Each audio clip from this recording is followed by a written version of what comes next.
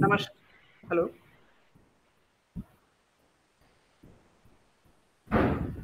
उत्कृष्ट कला का राज्य उत्कल व उड़ीसा विश्व दरबार में सुविख्यात है जगन्नाथ देश के नाम से एवं अपने संपन्न कला संस्कृति के लिए।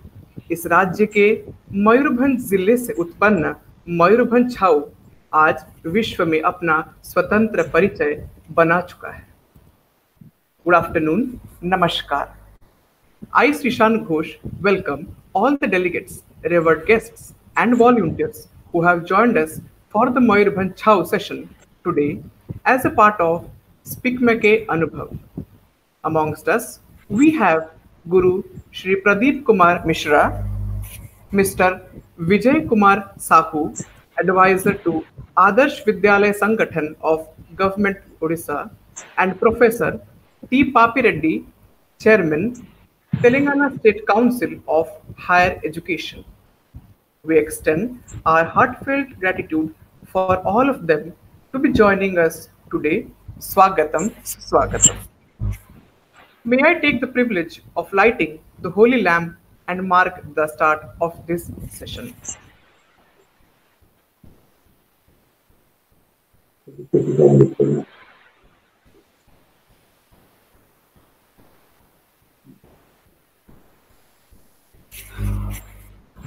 Now, let's hear to the message we received from Shri Vijay Kumar Sahu, sir. Namaskar. This is Vijay Kumar Sahu, the founder and chairman of Sai International Group. It has been our proud privilege to be associated with such a great organization, Speak Make. I would like to heartily congratulate Dr. Kiran Seth, the founder of Speak Make from 1977 in IIT campus. A small movement has become a national, international and global movement of music, dance and culture, retaining the Indian heritage culture. The Anubhav program, which is being done from 1st June to 7th June, is of special efficacy because of the lockdown. People are stressed, people are depressed, people do not know what's going to be the new normal, people are full of anxiety, and during these times, music is definitely going to be the equalizer, is going to de-stress a lot of people across the globe, not only in India, because music is the language of nature, also the language of God. It touches heart and controls mind. It's not first it touches mind, then controls heart. Music first touches heart, then controls mind. That's why the de-stressing is much faster and better. The array of super renowned artists of international fame is a rare opportunity to listen to them and de-stress yourself. We had the privilege of organizing the overnight concert Virasat in 2015, where world-renowned artists were there in our campus, and that was something extraordinary. I'm sure these 7 days are going to be extraordinary, particularly in the lockdown period where people are in home and trying to do something, trying to listen something really good. I also take this opportunity to thank Dhanada, who is the coordinator for Orissa, and Babita, his wonderful wife, for such great work doing in this part of the country. Thank you. Looking forward. God bless.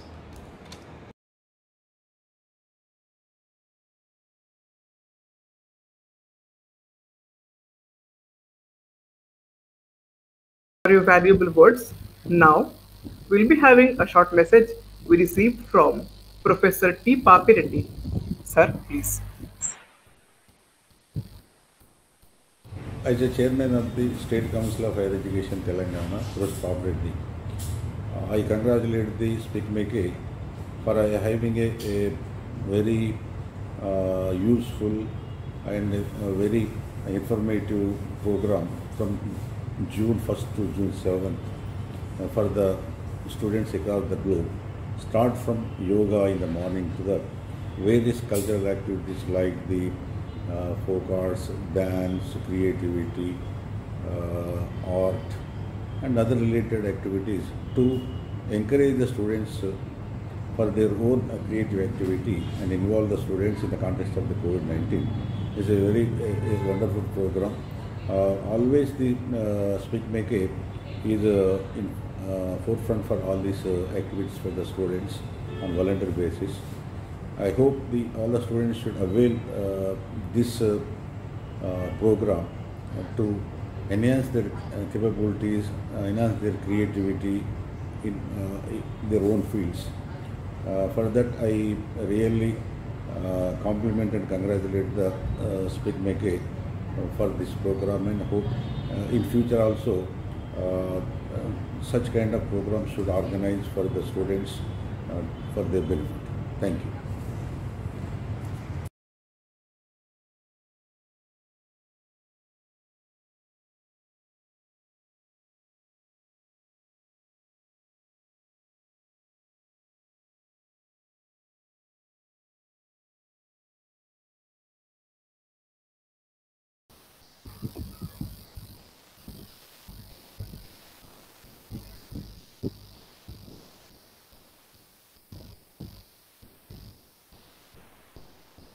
Amidst the gorgeous waterfalls, gushing rivers, and lush green valleys of Similipal forest, the district of Mayurbhanj in northern Odisha unfolds an aggressive yet graceful martial arts dance form popularly known as the Mayurbhanj Chau. Its fame has crossed geographical limitations and has claimed worldwide fans for its beauty, vigor, and strength. According to folklore, this form of chow was performed to entertain the warriors of Odisha inside their camps, and these camps are called as chhauni in Odisha or chhavni in Hindi. Or chow was a rhythmic practice session done by the warriors themselves. It has been an age-old annual ceremonial presentation held during the Chaitra Parv where the dancers, being divided into two teams, have a face-off, trying to excel the other by the virtue of performance. Under the royal patronage of Mayurbhanj kings, this art form gained popularity and recognition, who got its composed as the war dance, which was presented in 1912 at Calcutta in honor of the British Emperor George V, who got dazed at the splendor of Mayurbhanj Chau, followed by the appreciations that were showered from the press and the appreciators of art. Owing to Lord Bhairav, the fearsome form of Lord Shiva as its presiding deity, Mayurbhanj Chau draws themes and plots from great Indian epics like the Ramayana, the Mahabharata, also from folk and tribal elements. Shivatandava, Chakravyuh, and Abhimanyu Vad, Sabartoka, or the tribal boy being some of the famous acts. The visual poetry, named as Mayurbhanj Chau, is a dance form that has evolved and grown by freely imbibing the prevalent folk and tribal dances of its native region and is indeed a harmonious amalgamation of classical, folk, tribal, and martial art styles. Now, I would like to hand over to Prasanna Bhaiya to continue with the artist introduction. Prasanna Bhaiya, please.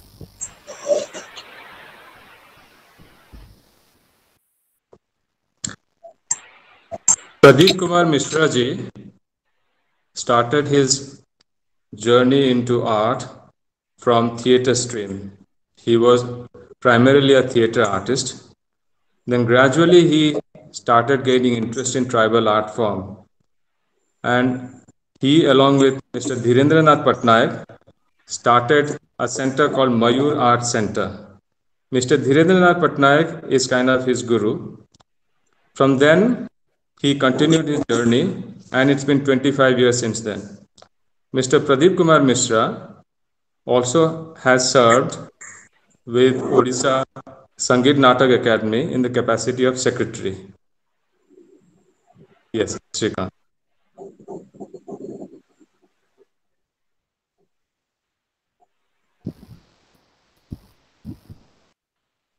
Now I would like Srishant to take charge.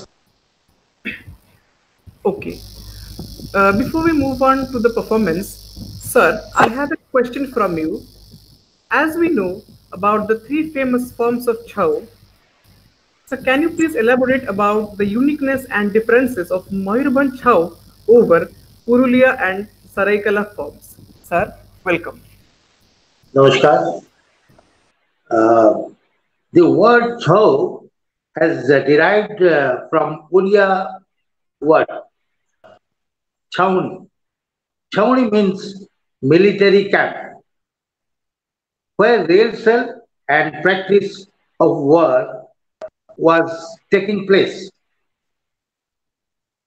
Subsequently, this practice took a dance form named as Chhau. There are three styles of Chhau dance in eastern part of India.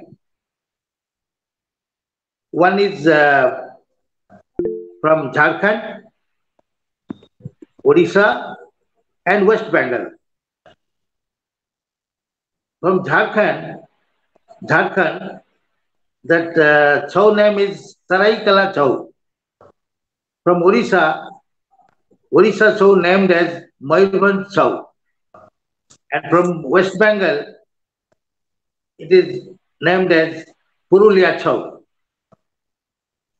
So there are three styles of Chhau you can see in total India, though it is eastern part of India, but in total in India you will see three style of Chhau.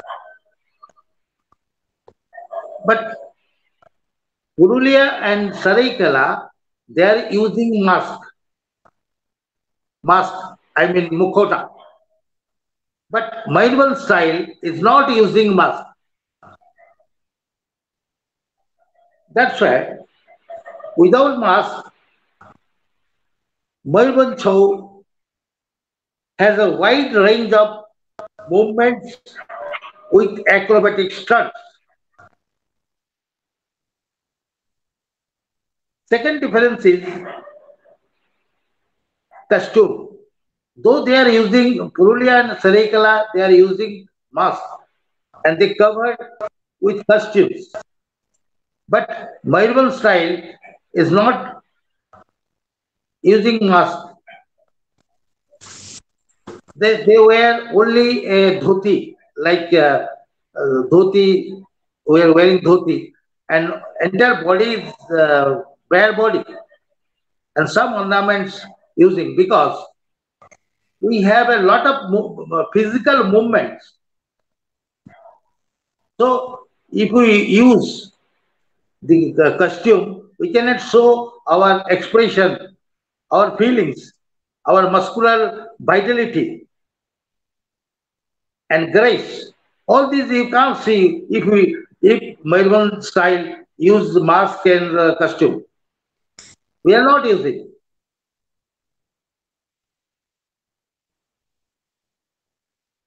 This is the difference between general difference between Saraikala, Purulia, and Mayurbhanj. Thank you, sir, for elaborating. Now, I would like Prasanna Bhaiya to go on with the next question. Okay. गुरु प्रदीप मिश्रा ने अपनी पूरी जिंदगी इस art form को दी है। इन्होंने इस पर शोध किया है, इसको लोकप्रिय बनाया है और देश विदेश में इसको प्रचार प्रसार किया है। आइए अब इनसे जानते हैं कि जाति तौर पर छऊ नृत्य से इनको क्या मिला है। गुरु जी। जातीय स्तर में जब मैंने छऊ में आके काम किया, तब देखा कि छऊ में इतना आदमी लोग को मालूम नहीं था कि इवन उड़ीसा में भी इतना आदमी को मालूम नहीं था कि छऊ डांस में इतना अच्छे सब भंगी है और अच्छे स्टोरी है, ये सब मालूम नहीं था। तो ये डीएन पटनायक जी थे जो, उनका साथ जब काम किया, मैंने छऊ को एक प्लेटफॉर्म बनाया उसको, धीरे धीरे धीरे धीरे करते करते करते करते अभी पहला जैसे छऊ था ऐसा नहीं है। अभी देखिए, पहले छऊ वीर रस ऊपर आधारित था, जो कि वार डांस जैसे था, लेकिन अभी हम लोग काफी आइटम बना दिया, जो आइटम वही इंटैक्ट ट्रेडिशन जो है, वही फॉर्मेट है, वही ग्रामर लिया है, उसको सब रख के हम लोग नया नया ग्रुप, नया नया आइटम बना रहे हैं और अच्छा लग रहा है। देखिए, एक आइटम देखेंगे चक्रव्यूह, उसमें चक्रव्यूह में हम कोई वेपन्स यूज नहीं किया, उसमें गदा है, सोड है, लेकिन सब हाथ से हम यूज किया, जेस्चर पोस्चर से किए है, इसलिए क्योंकि हमको एक्सप्रेशन दिखाना है। एंड ये समझ जाते हैं, ये ऑडियंस भी समझ जाते हैं कि ये स्टोरी में ये है गदा, ये भीम है, ये गदा पकड़ा है, ये सब सारे मालूम पड़ जाता है। जी जी। गुरु जी, आपके निजी जीवन में छऊ ने क्या परिवर्तन लाया, छऊ नृत्य ने? एक आर्ट फॉर्म में काम करने से, एक आर्ट फॉर्म को मैंने इंटैक्ट 20 साल 25 साल हो गया इंटैक्ट रखा हूं, वो जो आनंद मिलता है, तो आनंद तो हम एक्सप्रेस नहीं कर सकते। जैसे मुझे अगर बताएंगे कि गुलाब फूल का खुशबू कैसा है, जैसे बता नहीं सकेंगे, ऐसे ही मुझे आनंद मिलता है। और ये आनंद, क्योंकि हम इसको जैसे छोटे बच्चे को बड़ा करते, बड़ा होता है जैसा, उसी तरह मैंने इसको 25 साल से देख रहा हूँ, आज भी देख रहा हूँ, और ये 25 साल से मुझे बहुत आनंद लगता है काम करने के लिए। बहुत तकलीफ होता है काम करने के लिए, लेकिन तकलीफ में भी इतना खुशी लगता है कि हम ये जो स्टेज था छऊ का, अभी आके पूरा एक दूसरा स्टेज को पहुंच गया, दूसरा प्लेटफॉर्म को पहुंच गया। पहले मैं 20 साल का 25 साल का एक छोटा सा स्टोरी बता रहा हूँ आपको।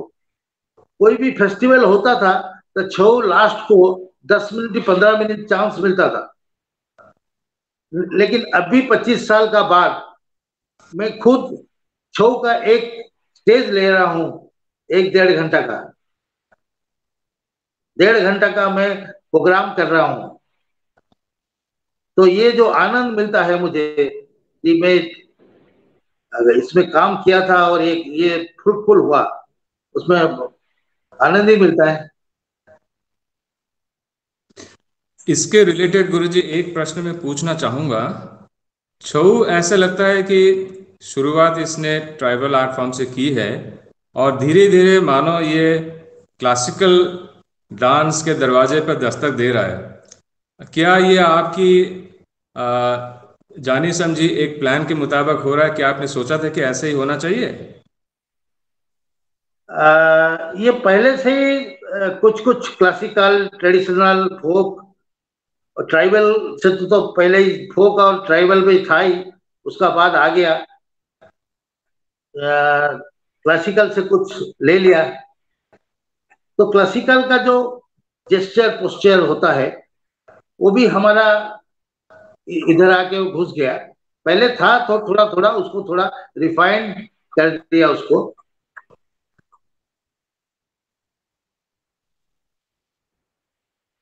अच्छा, अभी मैं चाहूंगा श्रीशान वो सवाल का सिलसिला जारी रखे। थैंक यू प्रसन्न भाई। सवाल तो चलते रहेंगे, बट अभी हम चलते हैं परफॉर्मेंस की ओर। जैसे सर ने कहा कि उन्होंने एक छोटे से पौधे से लेकर अभी मयूरभंज छऊ को एक विशाल वृक्ष में परिवर्तित किया है, तो आइए जिस परमात्मा, जिस महादेव शिव को नृत्य के देवता बोला जाता है, हम उनके शिव तांडव से शुरू करते हैं।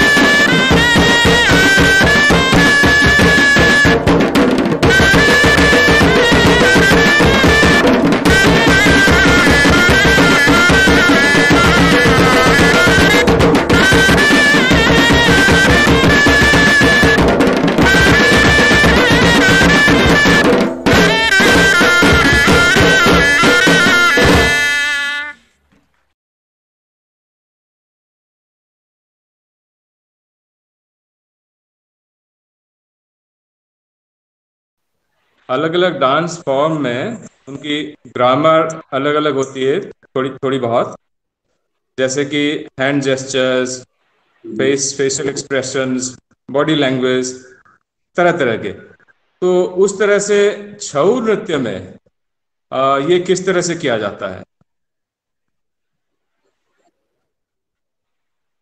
हाँ, तो छो का भी एक ग्रामर है। जैसे हम लोग प्रैक्टिस जब करते हैं वो ग्रामर को फॉलो करते हैं। बट ये सब उड़िया उड़िया नेम है। जैसे तबका है, उपली है। तबका छह छह छह टाइप का होता है और उपली 36 टाइप का होता है। फिर उपो उपोपली, इनमें सब सब ट्रैक उसका और भी है, 108 है। ये सारे हैं, लेकिन हम लोग ग्रामर को लेके चलते हैं। और मेजर है छौ का बॉडी मूवमेंट। जो बॉडी जितना फ्लेक्सिबल हो सके, इसलिए हम योगा भी इसमें इंक्लूड किया है। कुछ जो योगा भी करते हैं, जैसे आप अभी शिव तांडव देखेंगे तो उसमें पता चलेगा कि योगा किस लिए चाहिए छऊ में। तो योगा भी हम ऐड किया है उसमें। और काफी एक्सरसाइजेस सब है, सब जिसको हम टेक्निक बता रहे हैं। जी। जैसे पकड़ लीजिए, जैसे हम लोग एक बागोदुम का होता है। बागोदुम का it means the tiger lapping. तो एक्सरसाइज क्या होता है, एक लड़का जंप करेगा और उसका दो नी आके चेस्ट में लगेगा, और उसको बोलते हैं बागोदुम का। और क्योंकि बहुत सारे इसलिए ये जो ट्राइबल से आया है, ये इसमें पशु पक्षी, इसका भी मूवमेंट काफी है इसमें। जैसे मयूर का है, पिकक का मूवमेंट भी है। इसीलिए पिकक का मूवमेंट एक आदमी के लिए कितना डिफिकल्ट है देखिए, लेकिन उसको थोड़ी एक्सरसाइज हम लोग कर लेते हैं। जी जी। जैसे कि आपने कहा, ये फिजिकली बहुत डिमांडिंग डांस फॉर्म है। तो आपको क्या लगता है, जो डांसर है वो किस तरह की तैयारी करते हैं आपके सेंटर में अपने आप को फिजिकली फिट रखने के लिए? ये जितना मोस्ट ऑफ दिस जो ट्रेनिंग्स है, सब यही रहता है। हम लोग का खुद का जो इंस्टीट्यूट है, सेंटर है, उसमें रहते हैं। और ये सुबह 7 बजे से लेके 11 बजे तक प्रैक्टिस करता है फिजिकल एक्सरसाइज। फिर 5 बजे से 6:30 बजे तक आफ्टरनून में। जी तो जी, ये इनका एक शो का एक प्रॉब्लम है। अगर कोई लड़का या लड़की कोई भी अगर 2-3 घंटा प्रैक्टिस नहीं करेगा तो अच्छा परफॉर्मेंस कर नहीं पाएगा। जी। तो अब आइए देखते हैं शो की एक और वीडियो क्लिपिंग। जी।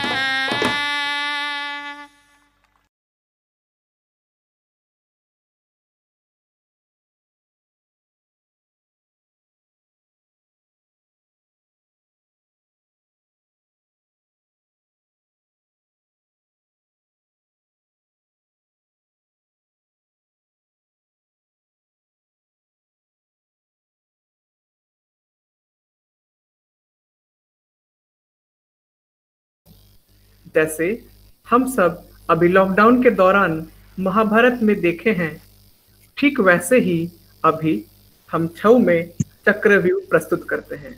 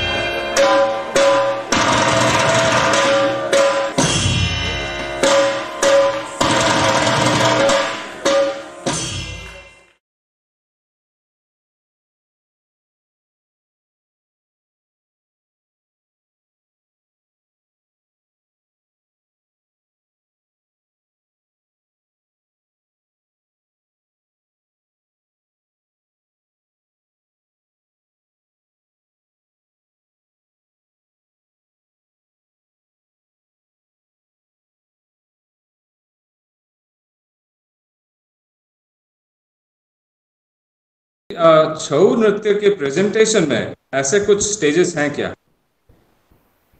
हाँ है, दो तरीका है।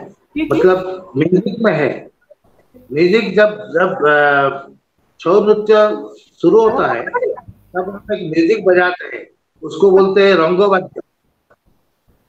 ढोल नगाड़ा और महुरी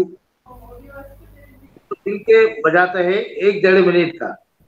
उसमें उत्सित करते हैं भगवान को, थोड़ा पूजा जैसे करते हैं। ऐसे जब म्यूजिक बजेगा तो सब लड़का स्टेज को जाने का पहले हाथ जोड़ के भगवान को थोड़ा प्रार्थना करते हैं, उसका बाद ही जाते हैं। अच्छा, उसके बाद क्या होता है? उसका बाद जनरली हम करते हैं शिवतांडव, लेकिन सोलो से शुरू करते हैं। लेकिन हर टाइम पॉसिबल नहीं होता है कि शिवतांडव में बहुत फिजिकल मूवमेंट बहुत है, सब लड़का कर नहीं पाता है। लेकिन शिवतांडव शुरू करते हैं पहले, जैसे सोलो हुआ, उसका बाद डुएट हुआ, उसका बाद ग्रुप हुआ, ऐसे ही धीरे धीरे करके आइटम करते हैं। गुरुजी, छऊ में एक चीज है झलक कहते हैं, तो ये झलक क्या है, इसको जरा विस्तार से बताइए। ये झलक जो हम लोग नया नाम दिया है, ये झलक है। सारे जितना हम लोग का प्रैक्टिस का जो टेक्निक है, छऊ का जो टेक्निक है, सब टेक्निक को थोड़ा फाइनल फिनिशिंग करके सबको मिला के एक बना दिया आइटम झलक। इसमें सारे सब चीज है, जितना प्रैक्टिस करे लड़का को चाहिए, ये झलक में सब है। यही झलक है जी। सारे टेक्निक को इकट्ठा कर दिया सब, और उसमें एक रिदम बना दिया उसमें, जैसे कि आदमी लोग को पता नहीं चलेगा, लेकिन एक डांस और एक आइटम हो गया वो। जी। अब मैं चाहूंगा कि श्रीशान अगला सवाल करें। श्रीशान जी।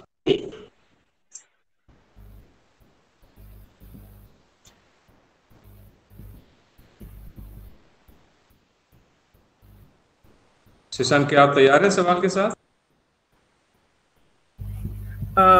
प्रसन्न भाई, अभी हम लोग चलेंगे, पहले झलक देखेंगे, उसके बाद हम लोग अपने सवाल पे आएंगे। बहुत अच्छा, बहुत अच्छा।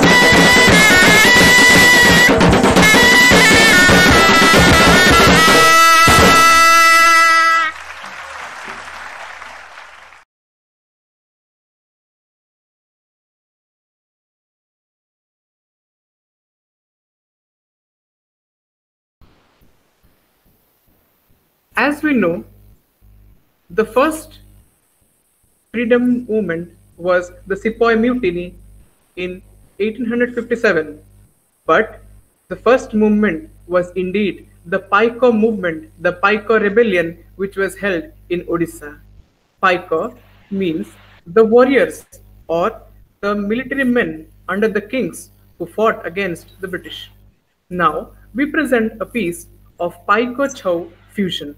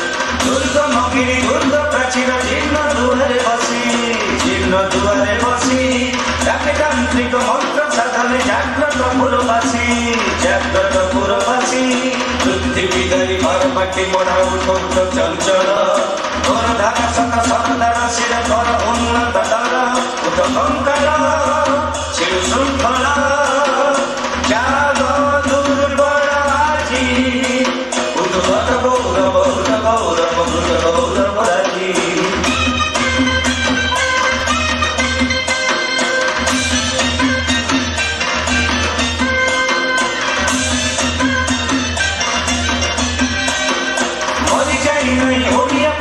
কেবল হয়েছি সুপ্ত অন্ধা বদলে ফসল ধরিছে সাজিছি শান্তি দূত এই উৎকল জয় জয় জয় জয় জয় জয় জয় জয় জয় জয় জয় জয় জয় জয়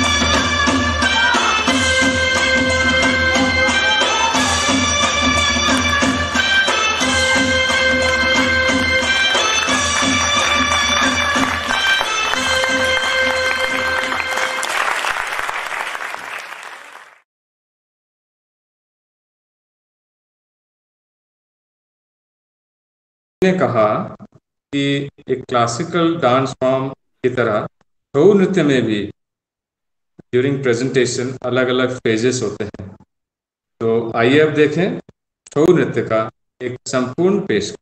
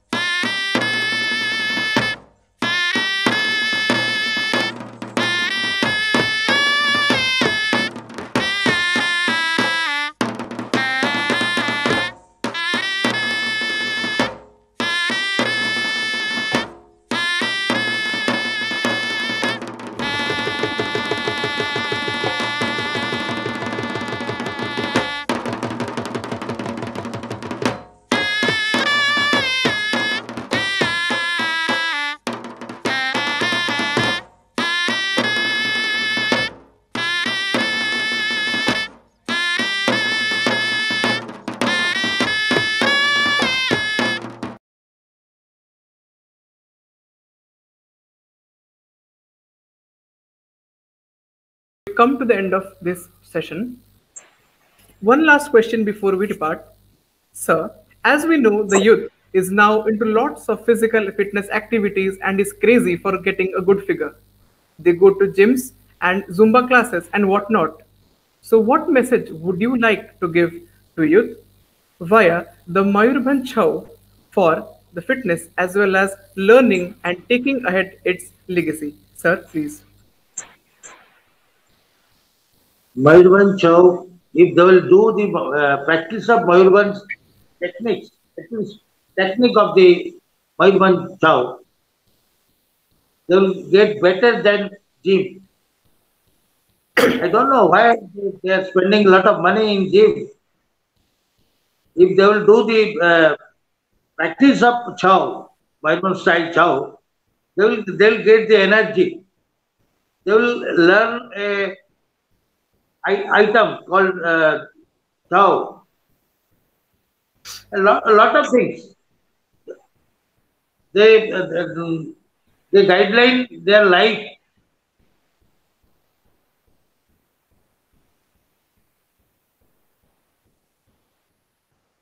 okay, thank you sir.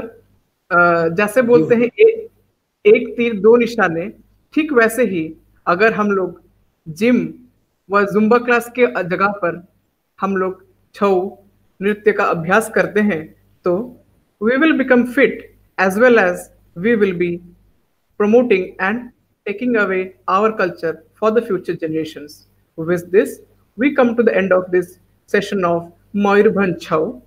Namaskar. Next, we have the session by Ghulam Mohammad Sheikh ji in 5 minutes. The participants of Anubhav scheme are required to fill in their feedback forms. Thank you very much. Namaskar.